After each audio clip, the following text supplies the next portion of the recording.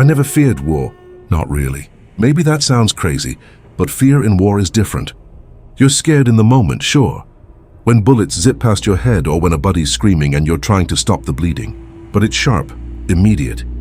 It doesn't stay with you once the noise dies down, but Vietnam, the jungle, that fear stayed. Long after I left that godforsaken place, we were deep in Quang Nam, early '69 monsoon season. Everything was wet. Your socks never dried. Your skin rotted in your boots. We were Alpha Squad, 10 guys, all tired, mostly pissed and counting down the days, until someone back in Saigon decided we'd done our share of crawling through mud for God and country. Sergeant Mason led us. Tough bastard, stoic, always chewing on the same damn toothpick like it was the last thing keeping him sane. And maybe it was. The rest of us were a mess of half-shaved heads, jungle rot, sarcasm, and nicotine. There was Lou, Hutch, Smitty, Reyes, Doc Thompson, and a few others. Me, I was just Corporal Hill, radio guy, smart enough to keep my mouth shut and my boots laced tight. Our mission that week was simple on paper. Recon a string of villages near the Laos border, suspected of being used by VC for supply runs. That's what they always told us, recon. Never mind that we usually ended up in firefights or stumbling into booby traps. We didn't ask questions. We just walked, watched, and waited to not die. Now, Quang Nam isn't like what you see in the movies. It's not all rice paddies and open fields. It's thick. Trees so dense you could lose a man 5 feet away. Vines hanging like nooses. And the sound, Jesus, the sound. Constant buzzing, chirping, howling. But even worse was when it went silent. That meant something was close. Something alive. Something dangerous. First few days were uneventful, just endless walking and bitching. The usual. But something started. Changing around day 4. The jungle got too quiet. No birds, no insects. Even the wind held its breath. We started hearing things. Soft whoops like someone blowing through a hollow tube. Sometimes it was closer than it should have been. I thought it was gibbons at first, but the sounds didn't match. They were deeper, more guttural. Lou joked it was Bigfoot. We all laughed. But not for long. That night we set up camp near an abandoned village. Place looked like it had been cleared in a hurry. Cooking pot still out, hammocks torn. Not a soul in sight. Not even a dog or chicken. The air was thick with the smell of wet earth. And something else. Something musky, sour like a wet animal that hadn't bathed in months. Mason noticed it too. I saw his jaw tighten, toothpick still wedged in the corner of his mouth. Eyes open, he said. That was all. That was all he ever said when things felt wrong. After chow, we sat around passing a rusted lighter and telling dumb stories. Standard way to kill nerves, but the mood was off. Reyes kept glancing into the tree line. Doc was cleaning his pistol for the 3rd time.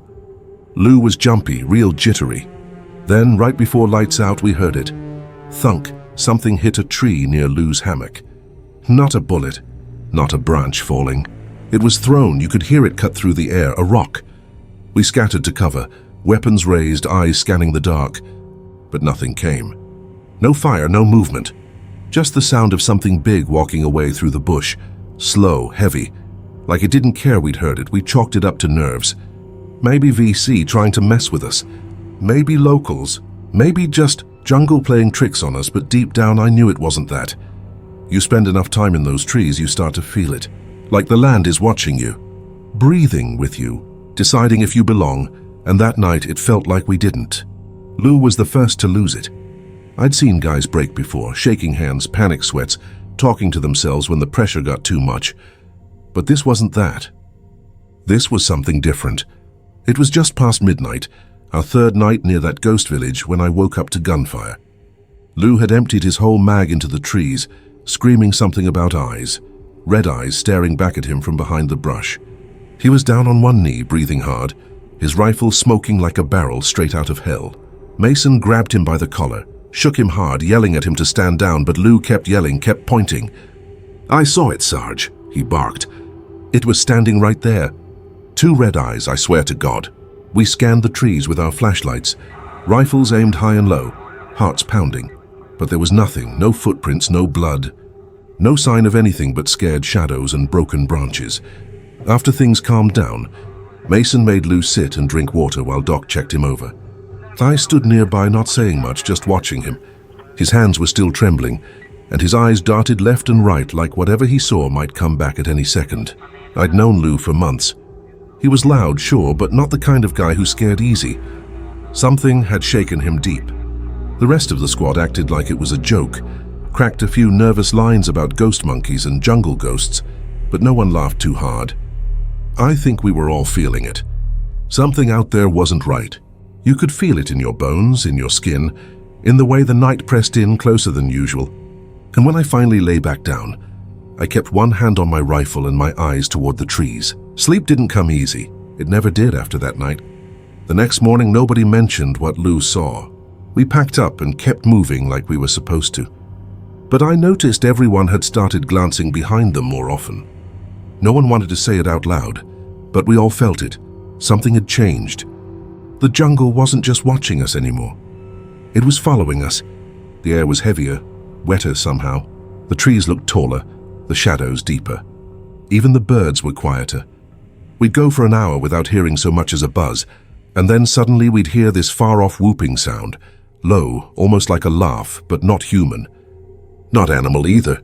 Hutch said it was just a big-ass gibbon, but Reyes disagreed, said he grew up near forests and that wasn't no monkey. Mason just told us to keep our mouths shut and eyes open, but even he looked rattled.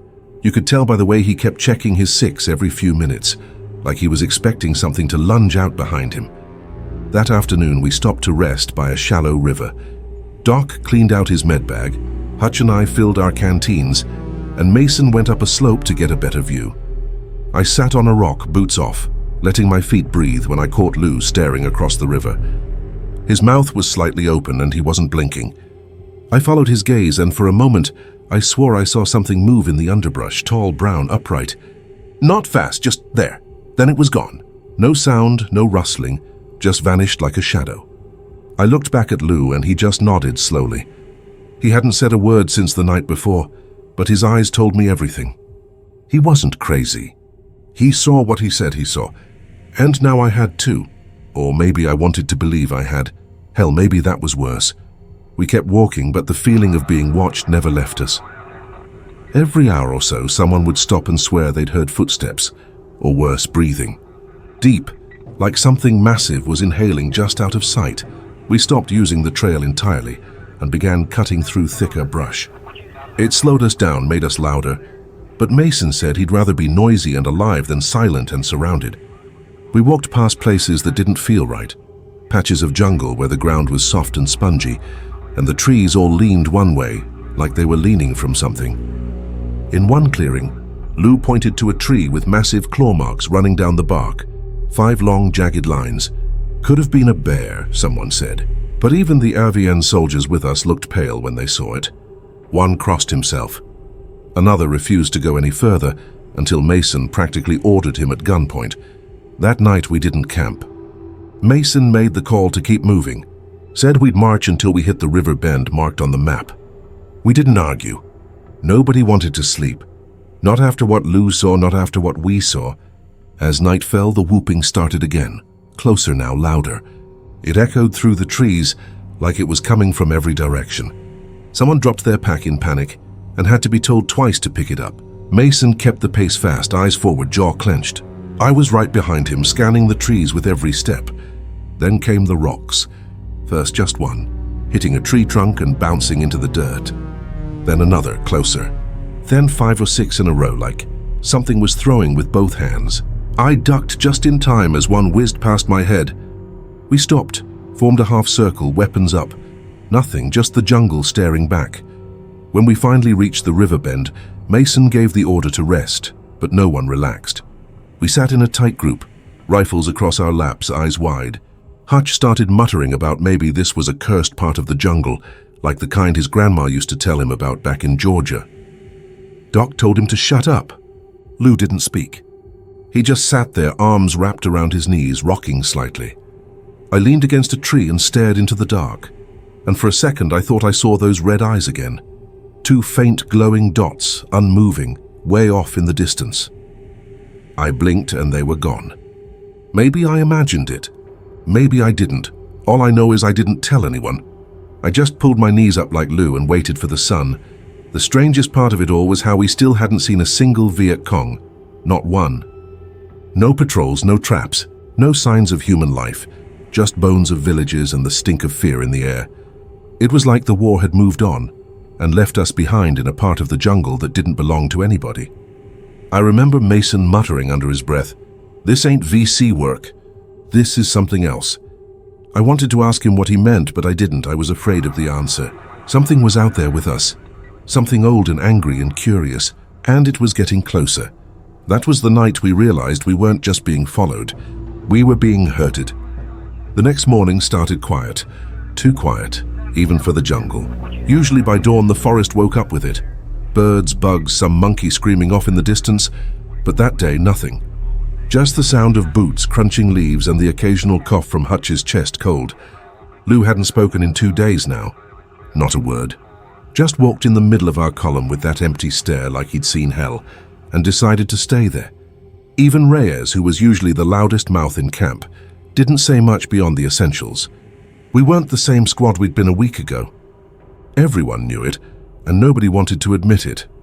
We came across a small group of locals just before noon, 3 older men, 2 women, and a boy, maybe 10 or 11, all of them carrying baskets and machetes. They froze when they saw us like deer in a scope. Mason told me to step forward with the radio guy from ARVN and do the talking. I offered them food and water, told them through the interpreter we weren't here to hurt them, just passing through. They relaxed, but only slightly. One of the men kept looking at the trees the same way Lou did, nervous, sweating even though it wasn't that hot yet. That boy never took his eyes off the tree line either. After a bit, I asked if they'd seen anyone unusual, enemy soldiers, strange movement, that sort of thing. The interpreter translated, and the older man responded fast, his voice low and serious. The translator paused, blinked, then looked at me. He says, "Not VC, no soldiers, but monsters, tall jungle monsters." That got our attention. Even Mason stepped forward then. "Ask him what he means," he said. The man responded again, more animated this time, using his hands. The translator struggled for a minute, then said, "He says they come at night, big, hairy, like men but not men. They throw stones, they scream. They take people." My stomach turned. It wasn't just us. The locals knew. I asked what they called them. The translator hesitated like he didn't want to say it. "Ngoy Rung," he finally said. "Jungle people. Spirit of the forest. Not animal. Not ghost. Something else." One of the women said something in a shaking voice, and the translator added, "She says they don't come here anymore. They don't walk this trail. They say this land belongs to the jungle now. Not safe." I thanked them and handed over some rations. As we turned to leave, the boy raised his arm and pointed into the trees, whispering something. I didn't understand him, but I understood fear. Pure fear. That kind that sticks to the roof of your mouth. We moved fast after that. Nobody said anything, but we were all thinking the same thing. We weren't alone, and whatever was out there, the locals feared it more than the Viet Cong. We didn't talk much that day. Every sound made us flinch. At one point, Reyes said he saw something up in the canopy. Something big leaping branch to branch, but when we looked, nothing was there. Then we started seeing more signs. Deep footprints in soft mud. Claw marks on trees too high for any animal we knew. Once we passed a rotted deer carcass hanging from a branch. Neck twisted clean around. Guts spilled open like someone had done it for fun. Even Mason looked pale at that one. That night we made camp in a tighter circle than usual. Nobody wanted to sleep alone on the edge. Hutch, who used to joke about ghosts and jungle spirits, kept his rifle hugged to his chest like a teddy bear. Lou still hadn't spoken. He sat with his back to a tree, eyes wide open, not blinking, not moving. It was like whatever he saw that first night had taken something from him. And deep down, I wondered how long before it took something from me, too. The air felt wrong again. Like it was too thick to breathe. I swear even the fire didn't burn right. It flickered funny. Shadows moved where they shouldn't have. Sometime after midnight, we started hearing the rocks again. First one, then another. Plop, thunk. One smacked against Hutch's helmet and he nearly shot Reyes by accident. We fired a flare and it lit up the trees like a stage, but there was nothing there. Just swaying branches and falling ash. Then came the whoop. That horrible whoop. Long, slow, mocking. It didn't sound scared. It sounded amused. I don't know why, but That's what scared me the most. Whatever was out there wasn't just hunting. It was playing with us, testing us, and it was getting bolder. Mason ordered no more sleeping. We stayed up, every man watching a different direction, rifles aimed, ears sharp. I thought I saw something between two trees, tall and broad-shouldered, but when I blinked, it was gone. I didn't even mention it. What was the point? Everyone else was seeing things too, or not seeing them. Either way, the fear was real. It soaked into your clothes, into your bones, and you didn't need to see it to know it was there. The jungle had changed. It wasn't just a place anymore. It had turned into something else, something alive. Right before dawn, I heard Lou whisper something for the first time in 2 days. He leaned toward me, voice low like he didn't want the trees to hear. "It watches from the high places," he said. "It waits until you look away. That's when it moves." I asked him what he meant, but he didn't answer. He just stared into the dark with eyes that looked older than any 20-year-old should have. I didn't sleep after that. Not even for a minute. I just kept staring at the treetops, wondering how many of those high branches weren't really empty. And somewhere deep in the jungle, I swear I heard that same laugh again. The morning started like the others, bleary-eyed, soaked in sweat and suspicion, and not a word spoken that wasn't absolutely necessary. The humidity felt thicker than ever, like the air itself was pressing down on us, trying to keep us from moving. Nobody had slept more than a minute. Not after those rocks. Not after the sounds. There was a tension in the squad you could almost taste. We didn't joke anymore. Even Reyes, who used to be the mouth of the group, had gone quiet. Lou was completely gone by now. Physically with us, yeah, but mentally he was somewhere else. He didn't speak, didn't eat, just walked with that same dead look on his face. That boy had stared into something, and it hadn't blinked. We broke camp just after sunrise and started pushing north again, staying off the trails. Mason didn't trust the map anymore. Said if the VC weren't bothering with this patch of jungle, there had to be a reason. And it wasn't tactical. The jungle was too still. We hadn't seen a single animal in 2 days, not even a damn mosquito. That sounds like a blessing until you realize what it really means. Something bigger was out there. Something the rest of the forest didn't want to be near. Doc whispered once that it felt like walking through an ancient tomb, beautiful but cursed. I didn't laugh. Not this time. Smitty disappeared that afternoon. 1 minute he was with us, the next, gone. We'd stopped for a quick break near a ravine, just a couple minutes to refill canteens and check our feet. Smitty said he had to take a leak and stepped behind a wall of thick brush maybe 10 feet off the path. 10 feet. Mason gave the usual make it fast grunt and we waited. 5 minutes, then 10, then 15. We started calling for him. First casually, then with more urgency. No answer, just silence. That heavy, deafening jungle silence. I pushed through the brush to where he'd gone and found nothing. No Smitty, no piss-stained dirt. Just broken branches and something else. Marks in the mud. Long drag marks. Like something had grabbed him and pulled him away. I froze when I saw the hair. Caught on a jagged piece of bamboo was a thick clump of coarse black hair, longer than any animal I knew of. It was matted with something dark, sticky.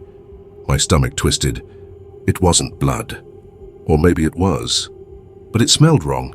Sharp, metallic, and rotten all at once. I called Mason over, and the second he saw it, he went dead still. No shouting, no orders. Just a slow exhale through his nose, and that goddamn toothpick hanging limp between his lips. He squatted down, touched the mud with his fingers, then stood and muttered, "It took him." Nobody asked who it was. We all knew. We just didn't want to say it out loud. We swept the area, spreading out in pairs, calling his name, trying to track where the drag marks led. But after maybe 30 yards, they stopped. Clean. Like something had picked him up and vanished into the trees. Hutch swore he saw movement up ahead, but when we checked, nothing. Mason ordered us back into a tight column. The sun was starting to dip, and he didn't want to lose anyone else. That's how real it had become. Losing a man in broad daylight without a single gunshot or scream was now part of our reality. Smitty was just gone, and somewhere deep in the brush, whatever took him was probably still watching us.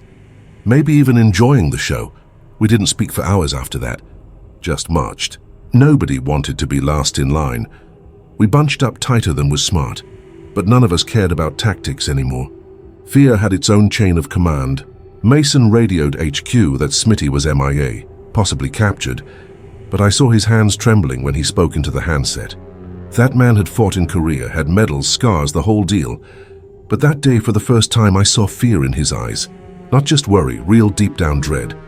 Like he'd seen something he couldn't file away in his head with all the other horrors war had thrown at him. We made camp early that night.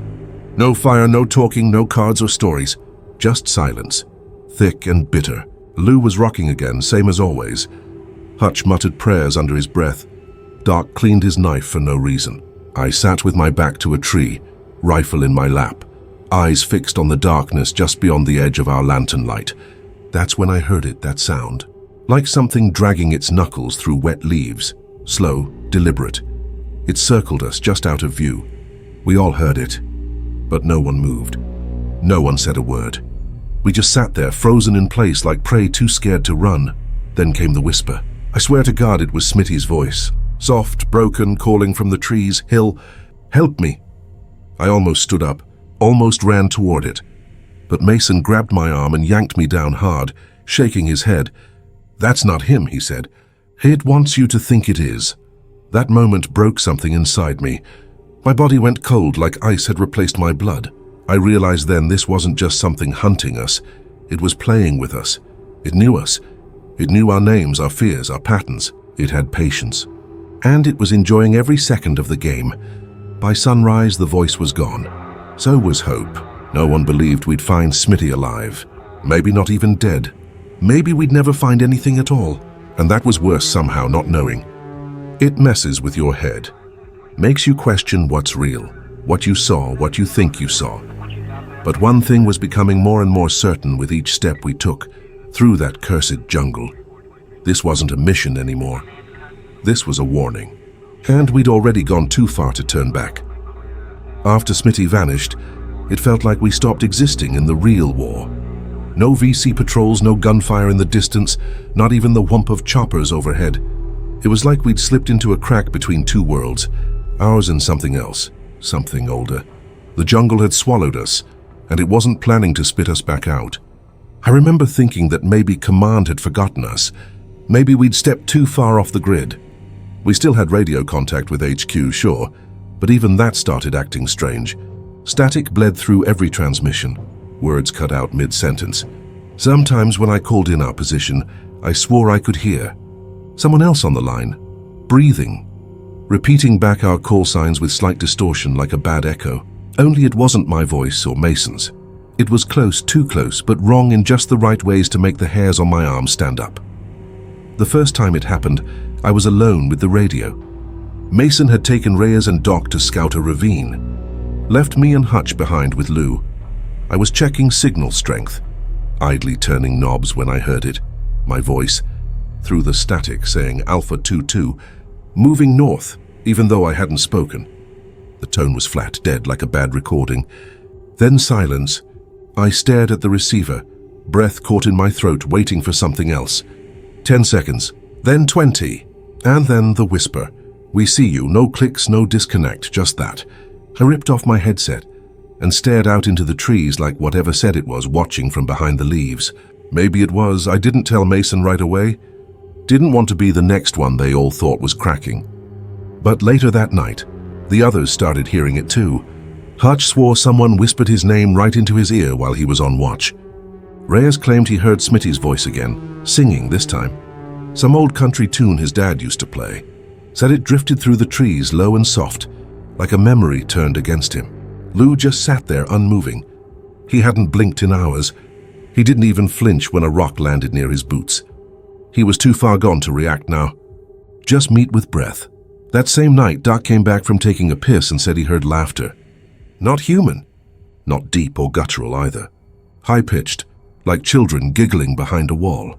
He tried to follow it, thinking maybe it was a weird echo from the river, but the sound kept leading him further from camp. Mason chewed him out for wandering, but even he didn't sound convincing anymore. We were all losing our grip. But it wasn't just fear anymore. It was disorientation. Time moved differently. The sun seemed to set faster than it should. Watches stopped ticking. We'd walk for hours and find ourselves circling the same tree or patch of rocks, like the jungle had reconfigured itself around us. I started marking trees with chalk. The marks would vanish overnight. I remember one afternoon when we heard footsteps, not ours, not animal, heavy, two-legged, crunching leaves maybe 20 feet behind us. We spun around, weapons up, but saw nothing. Then the sound moved, left, right ahead of us, then behind again. Mason tried to triangulate it, but it was like the damn thing was teleporting. Always just out of sight. Reyes fired a shot into the brush out of pure panic, and the jungle went silent. Utterly bone-deep silent. No birds, no wind, no insects. Just silence so thick you could feel it pressing against your skin like a wall. Then came the knock, 3 heavy thuds against a tree trunk. Not random, rhythmic, intentional. Like something answering. We moved out fast after that, kept our formation tight, rifles always raised. Every few minutes we'd hear another noise, branches snapping, something tapping against metal, even whispers too faint to understand. And the worst part? None of it ever came from the same direction twice. It was like we were inside something alive, and it was trying to talk to us, but in a language we weren't built to understand. At one point, we found a small pile of stones stacked in a strange pattern. Reyes kicked it over. I told him not to, but he just laughed. That nervous, twitchy kind of laugh people use when they're one wrong look away from losing it. That night he woke up screaming, said something had grabbed his ankle. There were bruises, thick, finger-shaped ones. By the 6th night, we stopped talking completely. We used hand signals, eye movements. Words felt too loud, like they'd draw attention. The jungle didn't want noise. It wanted reverence. We gave it what it wanted. Even Lou started moving differently. Slow, careful, like he was afraid to step on something sacred. He still wouldn't speak, but one night he crawled up next to me while I was on watch and leaned in real close. His breath smelled like dirt and copper. He whispered, "Don't look up." That's where they wait. Then he went back to his spot like he hadn't said a damn thing. I didn't sleep again that night. I didn't even blink. It was on the 7th morning that Mason gathered us and told us we were heading back south. No debate, we were breaking protocol. "This op's done," he said. "We're not dying out here for a map line and a bad guess." Nobody argued. We didn't care if it meant court-martial. At that point, getting out of that place was the only thing that mattered. But as we packed up and got ready to move, something occurred to me, something cold and paralyzing. What if we weren't just lost? What if the jungle wasn't letting us go? And just like that, the footsteps came back. The footsteps didn't come from one place. That's what messed with our heads the most. You'd hear them behind you, crunching softly through the leaves, and by the time you turned, they were off to your left, then your right, then gone completely. They didn't panic us the way gunfire or explosions did. It was worse. It was slow, deliberate, like they were trying to be heard, like they wanted us to know they were close. But never too close. Just enough to keep our nerves raw, our eyes flicking from tree to tree. Even Mason started muttering to himself now, cursing under his breath in a low, endless loop. You could tell he was trying to focus, to block it all out. But it was in us already, under our skin. Later that day, Hutch pointed something out in the trees above. We all stopped, looking where he gestured. High in the canopy, maybe 30 feet up. A long, thick branch was swaying. Just one, no wind. No birds, just one heavy branch shifting as if something large had landed on it, then leapt away. I saw the leaves shake. I heard the wood creak, but nothing was there. No animal, no sign of anything. But we knew, we all knew. I don't know how, but we knew something was watching from up there. Something heavy, something fast. That was when Lou finally spoke again. Just one word, climber. That was it.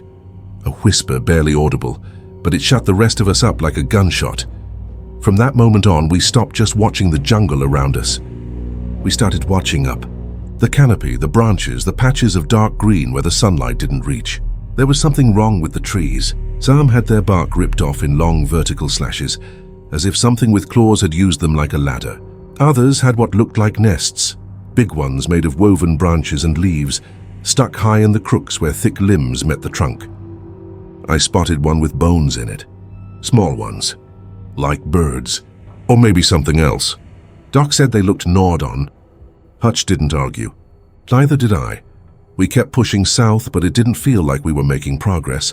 We started seeing the same landmarks again, Same bent tree, same weird moss-covered rock, same fallen log with the bullet holes from Reyes's panic shot 2 days before.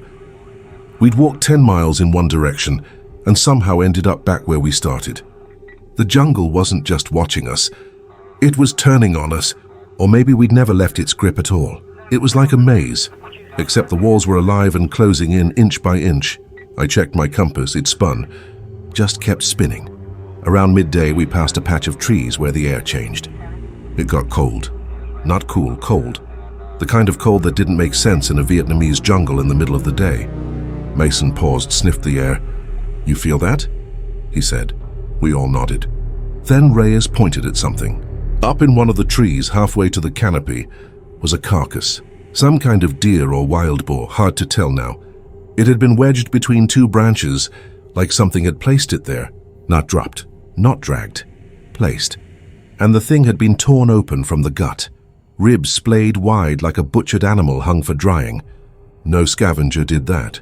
No tiger either. It was surgical, intentional.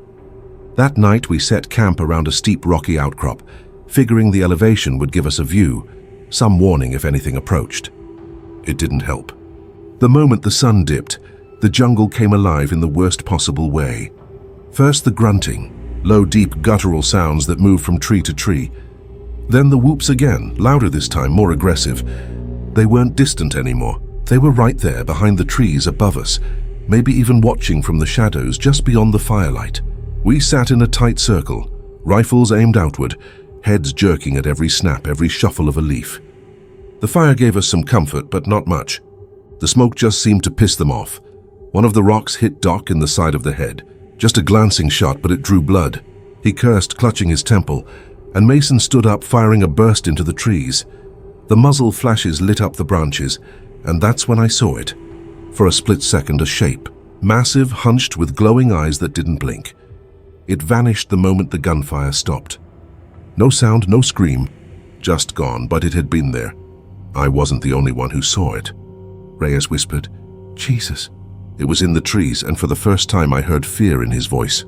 Real fear, not just nerves. Not war, but terror.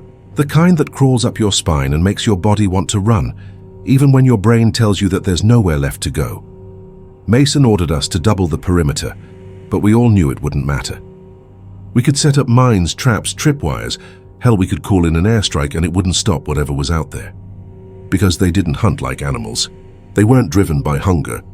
They were thinking, studying us, learning. And now they weren't just watching from the trees. They were moving through them. Quick, quiet, coordinated. Like shadows with muscle.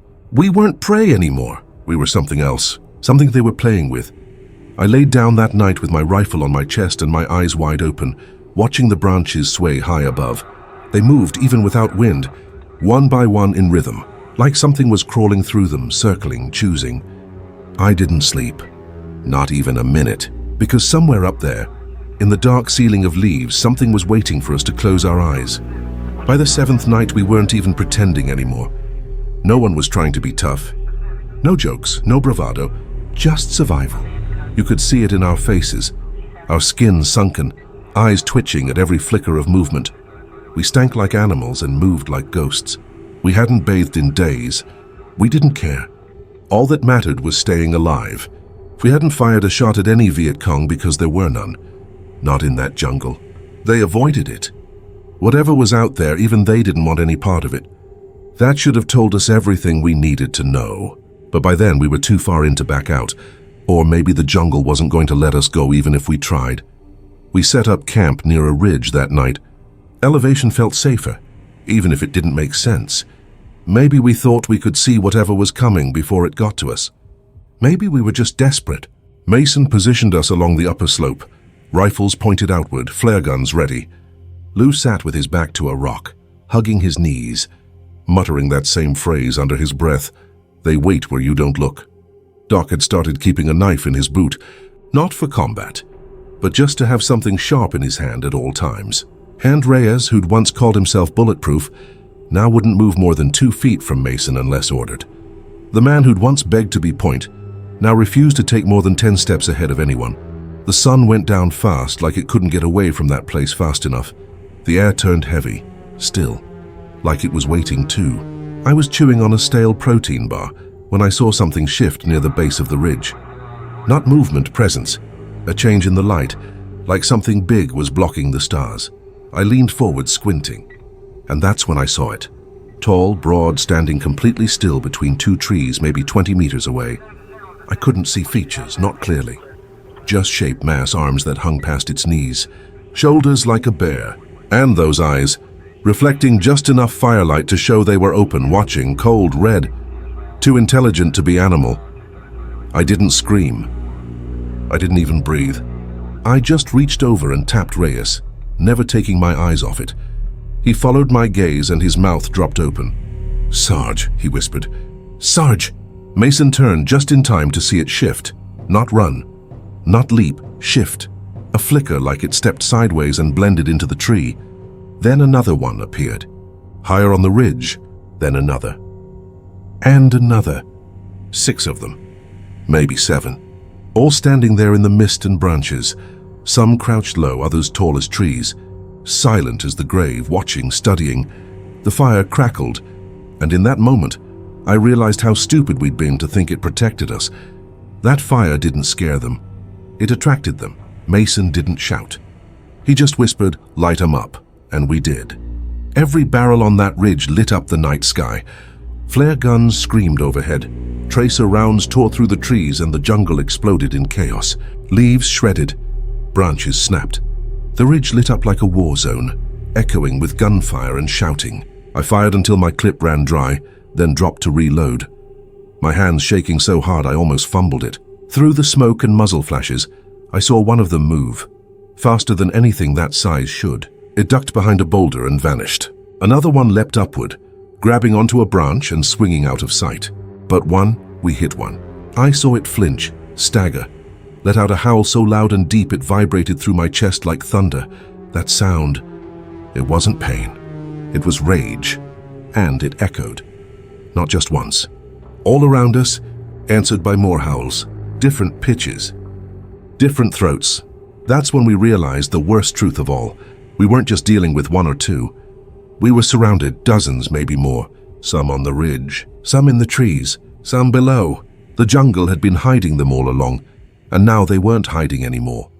They were showing themselves, letting us know this was their ground, their rules, their game. When the smoke cleared, we saw blood.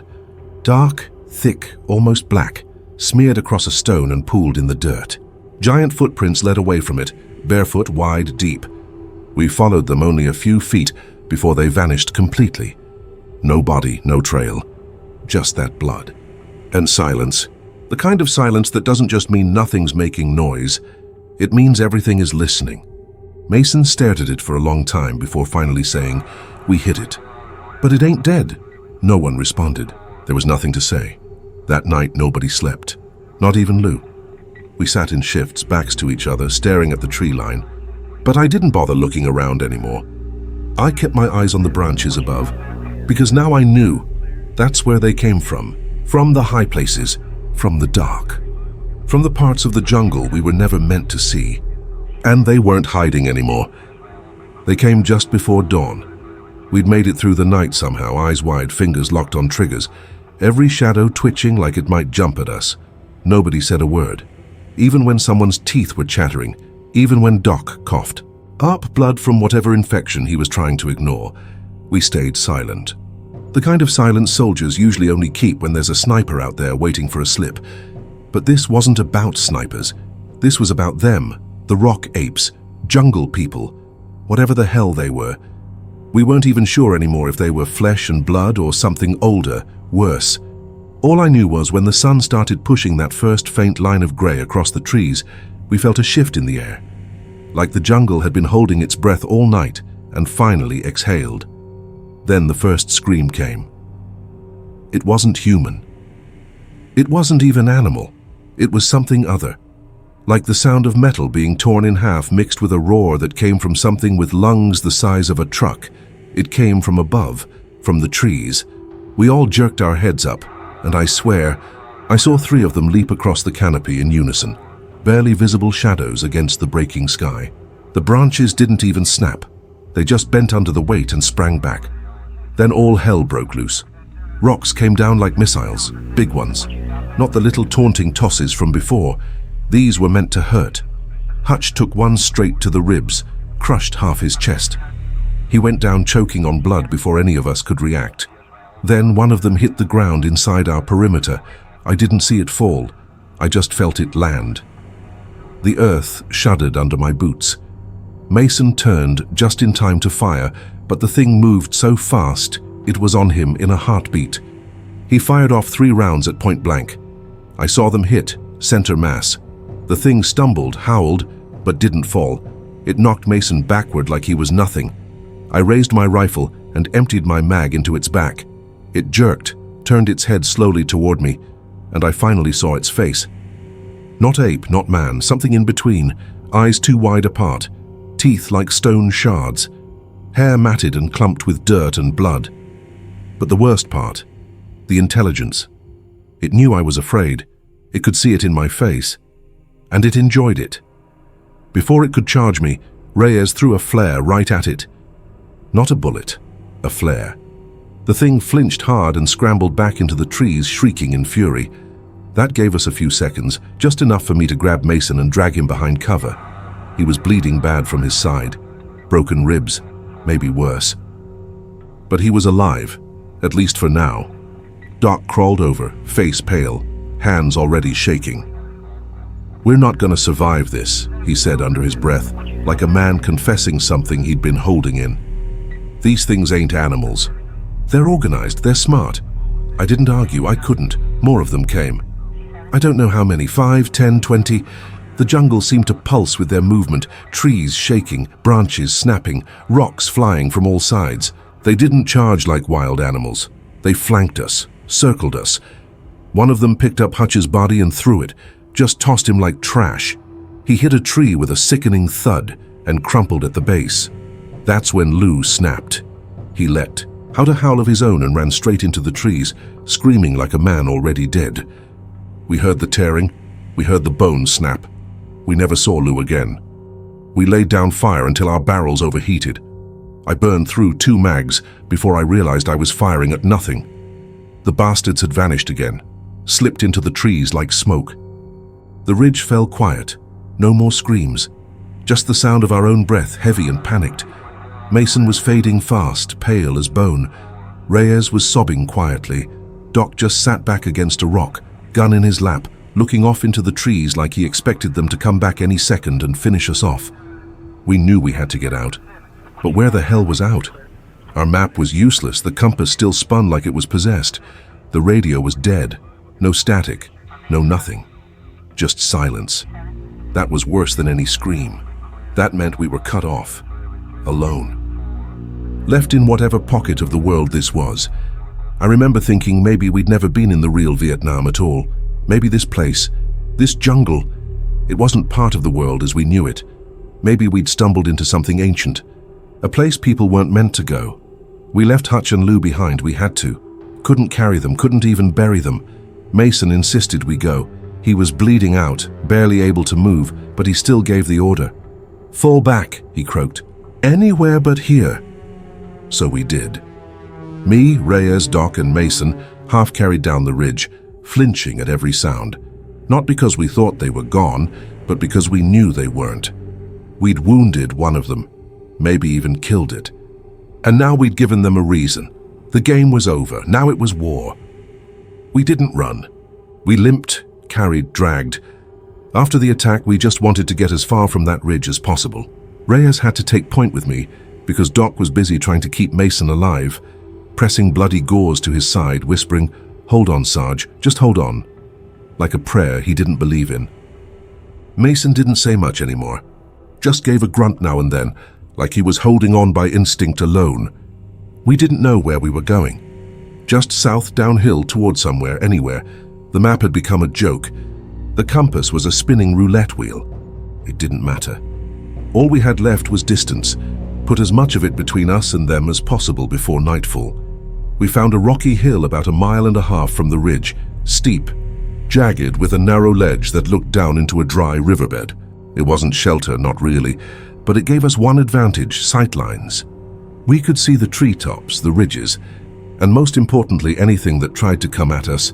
Mason nodded weakly when we set him down there, leaning against the rock like a man preparing for his own funeral.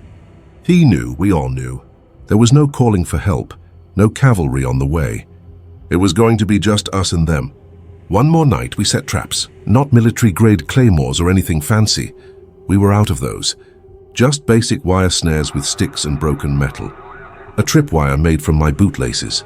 We broke open some flares and rigged them with dry leaves to trigger smoke and fire if anything passed through. Doc fashioned crude spears out of branches and machete tips.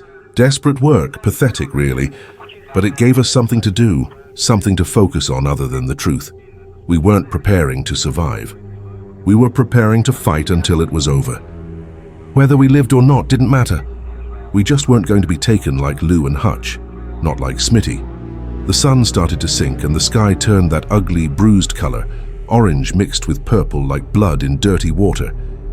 Reyes stopped talking around then. He just sat with his rifle, twitching every time a bird moved. I could see the whites of his eyes all the time now. I knew that look, seen it before just before Guy snapped. Doc had gone quiet too. I think he was already saying goodbye to Mason in his head, even though Mason was still breathing. Barely. We all sat around that fireless camp, rifles across our laps, backs to the stone, and waited. We didn't have to wait long. It started with the trees. Movement. Shadows too big to be birds or monkeys, shifting through the branches above. You could hear them this time. Not just the whoops and grunts, but the creak of limbs bowing under their weight. They weren't hiding anymore. They didn't care. Then came the rocks. Not thrown, dropped from above. One landed a foot from my head with a wet thud. Another cracked against the ledge and bounced over. Then came the calls, low guttural vibrating through the trees, answered by others closer, surrounding us. It was happening again, but this time we were ready. Reyes fired first, a shot into the trees above. A scream followed, high-pitched, not human. Then another shape leapt down, landing on all fours and charging toward the slope. I fired into its chest, 3 rounds center mass. It stumbled, fell, but didn't die. It rolled and vanished back into the brush like smoke. Another came from the side. Doc hurled one of his makeshift spears, and by some miracle it connected. The creature howled in pain and flailed back into the dark. The trap snapped, flares sparked, brief fireballs lighting up the night in flashes. And for a moment we saw them all. Dozens, maybe more. On the edges, above, below, crouched on rocks, climbing trees, staring at us with eyes that glowed like hot coals. And the worst part? They were waiting, watching, coordinating. I realized then they weren't attacking because they were afraid. They were learning. We'd hurt them at the ridge. They weren't just hunting anymore. They were studying us, figuring us out. And when they decided to come for real, they wouldn't play games. That's when Mason stood up. I don't know how the hell he found the strength. He pulled himself to his feet, rifle in one hand, bleeding like hell. He looked at me and nodded once. Then he stepped forward, raised his weapon, and let out the loudest roar I've ever heard come from a man. It wasn't a scream of fear. It was a challenge. The same way predators do when they're outnumbered and cornered, but still want the last word. Then he opened fire into the trees, yelling the whole time. The creatures shrieked in response. Some retreated. Others hesitated. It gave us our shot. Reyes and I lit up everything that moved. Doc grabbed Mason before he collapsed completely. We pulled back, deeper into the rocks, dragging the Sarge with us. But he was gone. Not dead yet, but gone. We held them off until the flare smoke ran out and the rifles overheated. They didn't push again that night. They circled, made noise, threw rocks, but they didn't come in. Not like before. Maybe they were regrouping. Maybe they wanted us to suffer longer. Or maybe, just maybe, they were waiting for the next dawn to finish the job. Dawn didn't come with light. It came with silence. Thick, bitter silence.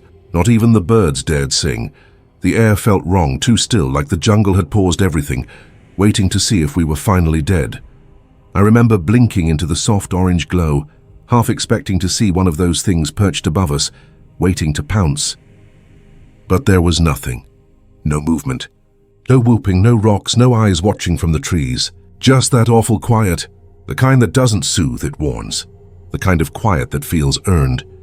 The jungle had spoken and now it was letting us go. Or so we thought. Mason didn't make it. He slipped sometime just before the sun rose, his hand clenched tight around his rifle even in death. Reyes closed his eyes, whispered something in Spanish, then sat back against the rock like he'd lost his father. Maybe he had. Mason had been the only thing holding us together, and now it was just me, Reyes, and Doc. 3 filthy, broken men stranded in a jungle that had become something out of a nightmare. But with Mason gone, the spell seemed to lift or shift. The jungle still pressed around us, but not like before. It didn't feel hungry. It felt satisfied. It took us 2 days to find a patrol, American out of Da Nang. We didn't know we were that far east. Hell, we didn't know where we were at all. Just walked until the trees started to feel less angry and the sky didn't seem so low. They saw us first. 3 blood-covered, half-mad soldiers stumbling out of the jungle like we'd crawled up from hell. We collapsed at their feet, and I remember laughing when someone asked if we'd seen any enemy movement. I laughed until I started crying. Couldn't help it. Couldn't stop. Doc didn't say anything. He just handed over Mason's tags and stared at the ground. They flew us out the next morning. Medics patched us up. Psych guys interviewed us. At first I told them everything. About the sounds, the trees, the eyes, the creatures that came from above, and pulled men into the dark without a sound. I told them about the blood, the shadows, the way the jungle moved when you weren't looking. They listened, wrote things down, nodded. Then they pulled me aside and told me I'd suffered a psychotic break from sustained trauma. They said it was stress-induced hallucinations, isolation, fear, delirium. They said the others didn't back up my story. When I asked Doc why, he just stared ahead and whispered, "They wouldn't believe us either way." Reyes said the same thing. "You tell the truth, they lock you up. You lie, you go home." So he lied. Said we got hit by a rogue VC ambush, lost half the squad, wandered off course, and were lucky to survive. The report matched up neatly with the intel they already had. Nobody questioned it. The brass gave us some ribbons, shook our hands, told us we were heroes. Heroes for surviving a thing they refused to believe ever existed. A few weeks later, Reyes disappeared. Discharged, went home to Texas, never answered a single one of my letters. Doc drank himself into a coma 6 months later. Died alone in a motel in San Diego. Liver shut down. Mason's name went on a wall. Smitty, Lou, and Hutch, just missing in action. Paper ghosts. As for me, I got out, moved back home. Quiet life. Quiet job.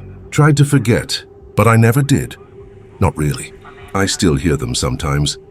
In the woods near my house, especially on foggy mornings. Rocks tapping on my windows. Branches swaying when there's no wind. Sometimes I wake up and swear I hear something on the roof. Once I found a pile of stones stacked neatly outside my back door.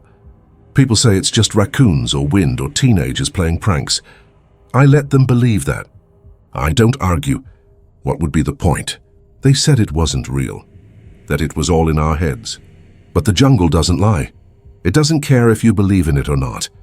It remembers you. It keeps you. And sometimes when it's bored or hungry, it lets a few of us crawl out and tell our stories. So maybe I'm crazy. Maybe I imagined it all. But if you ever go walking in the forests out east and you hear something heavy in the trees above, don't look up. And for the love of God, don't throw a rock back.